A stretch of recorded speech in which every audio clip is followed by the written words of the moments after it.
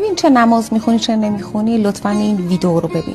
تا حالا فکر کردی شاید خدا یه نعمتی رو ازت بگیره و تو حتی متوجهش نشی؟ یه بنده خدایی بهم گفت فکر میکنم که چون نماز نمیخونم خدا منو تنبیه میکنه. گفتم نه، خود نماز نخوندن بزرگترین تنبیهه، چون انگار خدا دیگه اجازه نمیده تو بری خصوصی باش حرف بزنی، راز و نیاز کنی یا ازش کمک بخوای. بزرگترین خسارت اینه که تو از این ارتباط محروم شدی. نماز خوندن، عبادت کردن، انجام کار خوب اول از همه یه مجوز از سمت خداست.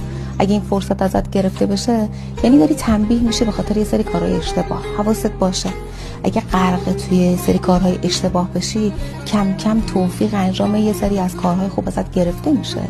منظور من از اون نمازی که میگم فقط یه خم و راست شدن معمولی هم نیستا، یه نماز قلبی با یه حضور قلب حسابی، یه پل واقعی بین ما و خدا بسازه. بهش فکر کن، ببین که تا حالا خدا نعمتی رو ازت گرفته که داشتیش ولی قدرش رو نمیدونستی.